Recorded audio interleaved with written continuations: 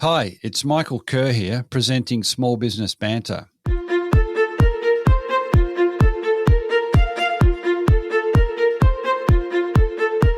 A healthy micro and small business sector means a successful economy and a more vibrant society.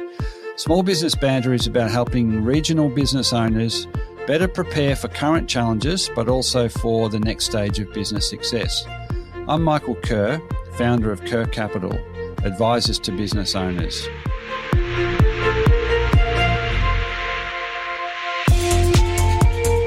Each week, I interview a fellow small business owner or an expert, and they share their stories, their lived experiences, the wins and the losses, and their best advice to help you, the listener, get the most you can from your own business.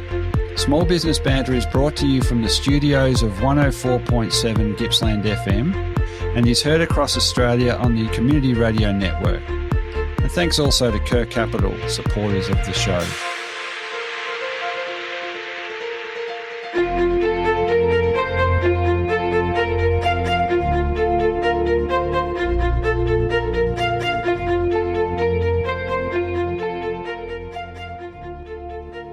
So welcome into another edition of Small Business Banter Community Radio and Podcast. Really pleased to welcome in Brian Shrowder today. We're going to be talking public relations, and Brian is an industry expert, very experienced. Firstly, welcome in, Brian. Thanks very much, Michael. Great to be here. Yeah, look, it's terrific to have you in, and appreciate you taking time. I'll just quickly count down your background and professional history. I think you trained as a lawyer, but been actively involved in public relations. Formerly a news reporter with and producer with, I think, both the ABC and Channel 10. Yep. So do you just want to elaborate quickly on, because it's a rich background with a lot of experience there. Yeah. Thanks. Yeah. So I kind of fell into doing what I'm doing now. I think it's probably true for a lot of people.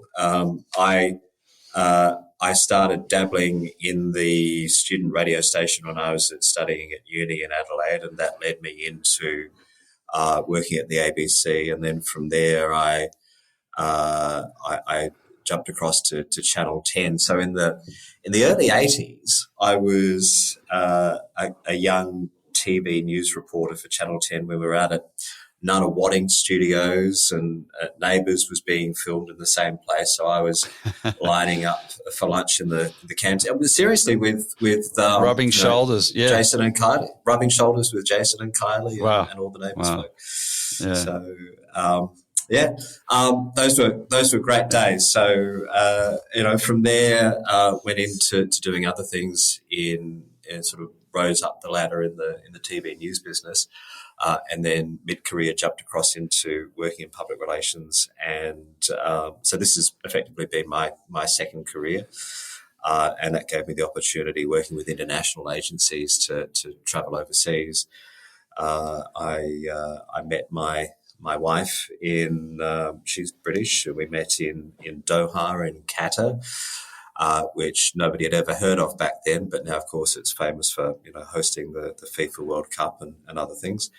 And returned to Australia, and now I running my own consulting business in public relations and corporate communications. And that's called Mediacraft Communications. Yep. And we can shout out the website at the end, but you do specialise in crisis communication, and deeply involved. Look, thank you for that. In terms of the themes for the listeners, what we're going to do here today in 25 odd minutes is unpick a little bit of what public relations actually is in a small business context. I think we both agree it kind of gets positioned as something that big businesses do, and we want to break that down and say, well, this is what it is, and this is how you can use it effectively. One way as part of your marketing to promote your business, and another, which may be the subject of a further episode later on in the year, is about dealing with crises. And and reputations and damage to your business. So so today's all about some insights to what PR is, how you can use it as a small business owner to your advantage, and I think draw from that what we think are the opportunities lost by not understanding a little bit more about how you can use PR. So, can you start off with just defining what quickly what public relations is and isn't, perhaps? Yeah. So the definition of public relations is typically the process of building and maintaining a relationship with the people who matter to you as an organisation or a business. So that could be your customers. It can also be your staff, an important constituency, and often the people in the communities where you work or have a presence. So all of those are important publics that you need to have a relationship with as a business. And if you're a big business and you're well known, like, if you're an airline or a supermarket chain, then often a lot of the public relations management is around, managing issues and frictions that come up in your relationship with people. Like, you're a supermarket chain and you've run out of product, or you're closing stores, or all of those sorts of things which might run counter to your customers' or community's perception, or you're laying off staff, or all sorts of things like that. So that gets into that reputation management side of public relations. I think that the side of it, Michael, that you've acutely sort of emphasised for small businesses is actually getting visibility in the first place. People not knowing that you're available as a service, or that you're even present in a particular community. So it's similar in many respects to marketing, but it has a slightly different and broader objective, not just based on, how is this driving my sales goals? But it's more around how am I, as a business and business owner, building awareness with audiences over a sustainable long period, and how do I build a positive image and positive reputation? What am I going to be known for? I want to get my name in lights, but what is it that I want people to think when they hear the name of my business? So you'll be attempting to. And it's so understanding what you want to say is what you've made the point there, and so it's not a flogging a product of the week or the special of the week. It's it's part, at least in part, much more fundamental. What do we exist for, and who do we want to communicate that to? Because it sounds, the public can be, as you said, your community, your stakeholders, the people and the communities that are of importance to your business. So. It's absolutely, and it's and even though you're often using the same channels and tactics that the marketing function does, when trying to get onto the news or get on radio or get on TV or build a big social media following, very similar channels to marketing activity, but it's that perception, that image that you want people to have of you when they hear your business spoken about. Which is really interesting that sometimes those two activities of marketing and managing reputation can be folded into the same thing. Sometimes I'm just thinking about Prince Harry and his recent round of media promotions for his new book. And he's got two goals there. One is to help his publisher sell a whole bunch of books. But he also had a very specific purpose in terms of how he wants the world to think of him and his relationship with the royal family. So that's where we get into that what we call public relations or communications exercise, or what do we want people to take away from that kind of interaction. Yeah. So he would have lots of support in in defining the kind of message that he wants to send out and how he wants to position himself. And so for a small business owner who's not familiar with PR, public relations, communications, who do you talk to if you decide this sounds interesting? I think I need some PR as part of the mix of promoting my business. Or who do you talk to, and what's involved in working with a specialist in that area? There are agencies that public relations agencies, and there are some really good PR operatives. Many of them, like me, are former journalists, so they know how the game is played. So there are lots of really good operatives in small consulting firms all over Australia, in regional Victoria as well as in the big city markets. They're always available. And you can talk to them. You can either engage them if you want to, but that can be expensive, or you could, sound them out for some advice as well too. I think the terrific thing is that you don't need a lot of knowledge to get started with, in terms of making a little bit of difference to drive positive PR and positive publicity for your firm. Just needs a little bit of hustle. And when you think about, great, it's a great word. I think of my wife, who amongst other things is a wedding celebrant, and she hustles for media coverage all over the place. And so she's been in the local newspaper talking about how to choose a wedding celebrant. She's been in bridal magazines and online publications. She's done a local radio station as well, that sort of thing. So thinking about what might be the opportunities for people who would buy your product or service or would engage with you as a business. What are some of the media opportunities that might come up for those people, where they might see or hear or read about you? It might be the local newspaper or local TV station or something like that, if they're consuming local news.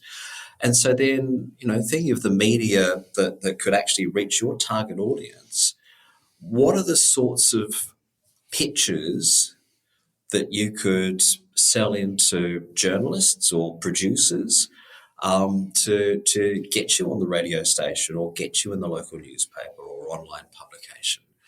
And so that's basically what PR agencies do every day. They leverage their relationships with journalists and think up really clever ways of packaging up stories that relate in some way to their clients, and then they get sold as news stories. And there's so much of what you see on the evening news at 6:00 at night that's been the product of a clever PR agency. And I think one of the great things is you can do that yourself. Right.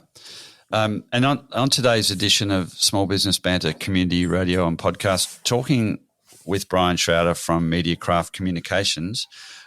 So implicit in that, Brian, is to get on the tally on the news. It's got to be newsworthy and interesting to the journalist and then to the media outlet. So it can't be stuff that's just solely beneficial for your business. You got to think much more broadly and widely about something that you do or that is interesting, useful. What are the key things that those PR people and in turn the journalists look for in a story, if we want to call it that? So you're absolutely right. Journalists are trained to detect advertising in disguise, and they can smell that a mile off. So it has to be something which, to make a news story, is genuinely new or a new take on something. And it has to be. It should be something that will directly benefit people in the audience, anybody who's listening or reading or watching.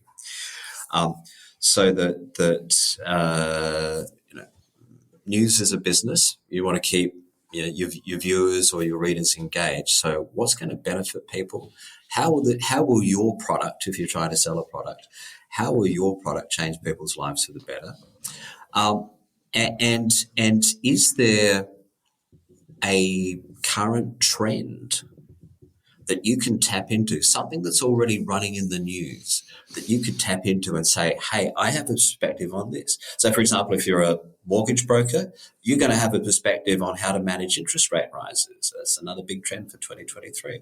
That sort of thing. It's like, how can I tap into that?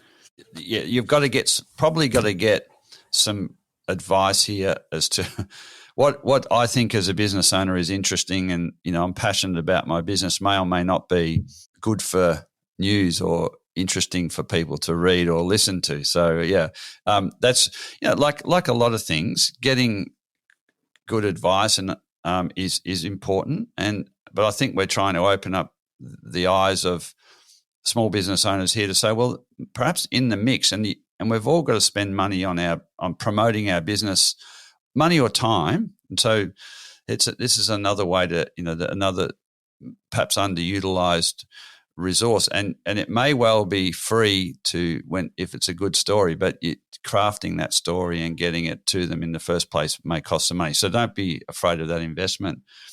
With the media landscape, so possibilities from what we've just talked about would include television, local television, radio, newspapers. Do we then get into things like podcasting, online? Are they all valid media for public relations? Absolutely, there are podcasts, webcasts, online publications, which you wouldn't qualify as being at the level of a newspaper website, but they're being followed by and read by an awfully large number of people.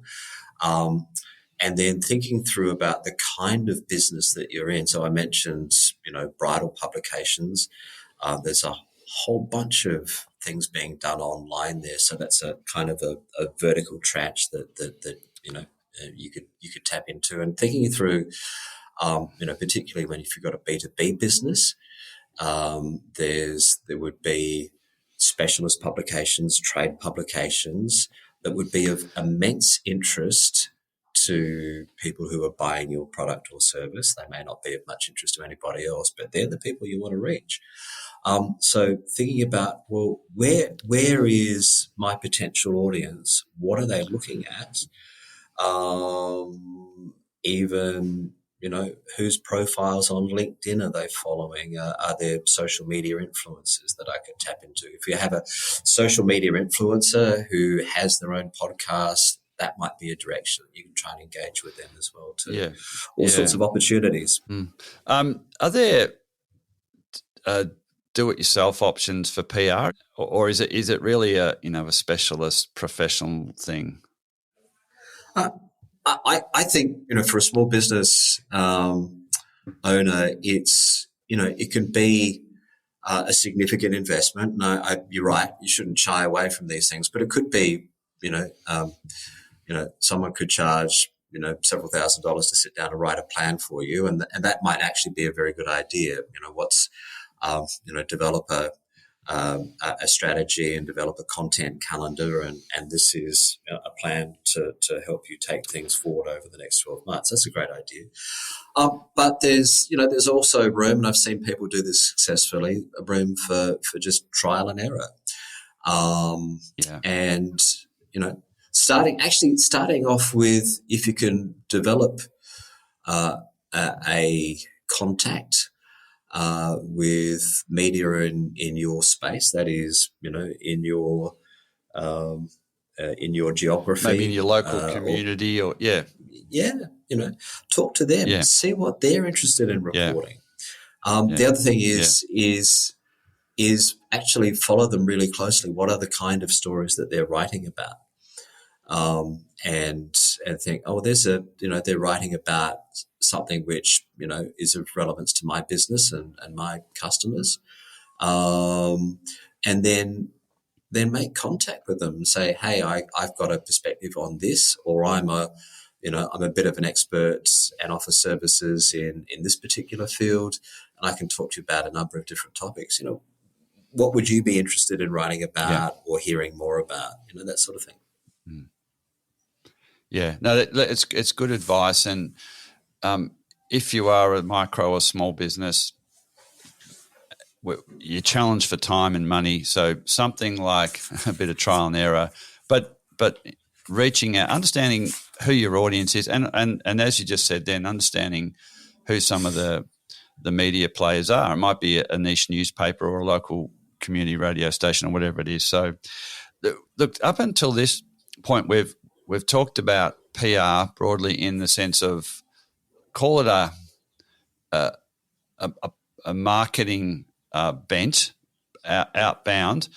What I want to talk about briefly is the reverse of that, which is when you hear about crises in the news all the time, and you hear about these professional advisors that come in and try to control the communication and limit the damage to a large public brand. So we've only got a small amount of time, but that maybe that sometimes the investment you need to make in PR is forced upon you if you've got a real crisis with something. Can you just talk briefly about using the process of using PR communications to offset some significant potential damage? Yeah, and thinking about when something seriously goes wrong with your business, and you're immediately in the media spotlight. And might have journalists knocking at your door or hitting you up with emails, almost demanding that you talk to them. Now, first of all, you don't have to, but there's a balance to be struck, because many people go immediately to no comment. This is scary. I'm not talking to the media. And that sometimes is an appropriate tactic, but oftentimes you miss an opportunity to let people know what you're really thinking and feeling and doing in that situation, and conveying some really, really important messages. If something has really bad that's impacted your clientele, say for example you're a widget factory, you're a producer of widgets, and you've had a fire in the factory. You may have some concerns for staff health and welfare. There might have been some smoke floating around, so you've got that. You've got customer supply interrupted because they can't get your widgets because you've had a fire. You've had fire services, fire crews at your site. You've got media there. Well, what do you say? Well, there's a whole bunch of things that actually might be really important for you to say. It's like that letting people know that you care about what's happened. You're taking this incredibly seriously. The most important thing here is the health and welfare of your staff on site, and so you're working with the emergency and health authorities. All of those sorts of things. There's an opportunity for you to say that. And then there's a way of being able to say it without getting you into difficult territory that will then trip you up if you try and do a media interview on that subject. So there's a balance to be struck, and that's where a little bit of professional advice really comes in. Yeah, I could understand how it could go so wildly wrong. If you haven't, like some things, if you haven't been through it before, you just don't know. But what we do know is that reaching out to someone who's a professional in that area is as we talked about here, if it's a crisis, it's an investment that may well be, I call it investment in inverted commas. It's some spend you're going to have to make regardless, unlike, we opened up talking about how you might use PR in an outbound productive, positive way to grow your influence and ultimately your business. So, Brian, that's been a we will come back. Data breaches, health issues, manufacturing issues, breakdowns. There's all sorts of disasters going on all sorts of times. So we might come back to that in a month or two for a chat on that specifically, because I think that would resonate strongly with a lot of owners who, every now and again find themselves in a situation like that and not sure what to do. So we can do some 101 on that. Just before we head off, can you just shout out your website and how people, if you're happy for them to reach out to you, where they might find you? Yeah, so the website, mediacraftcoms.com, so mediacraftcoms with a single M.com, or you can look for me. My own LinkedIn profile is Brian Shrowder, based in Melbourne, and my LinkedIn banner has all the business contact details as well too. So the website, LinkedIn, and you'll get everything that you need. I'll also put them in the show notes. Brian, that was a really excellent overview of public relations. So I thank you so much for contributing your time today. And I look forward to planning and then having that discussion maybe in 6 or 8 weeks' time. Thanks so much, Brian Shrowder. Thanks, Michael.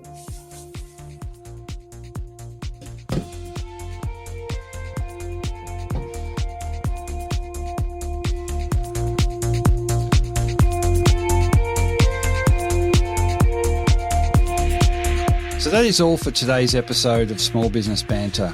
I continue to be inspired bringing you small business experts and other small business owners and hearing their stories. If you want to listen to any past episode, jump onto your podcast platform of choice and search Small Business Banter.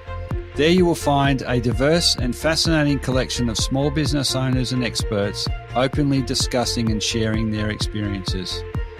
For any of the links, resources or information we've talked about on the show today, or to contact me, please head over to smallbusinessbanter.com, or you can find us on Facebook and Instagram. And it would be great to have you tune in the same time next week for another episode of Small Business Banter.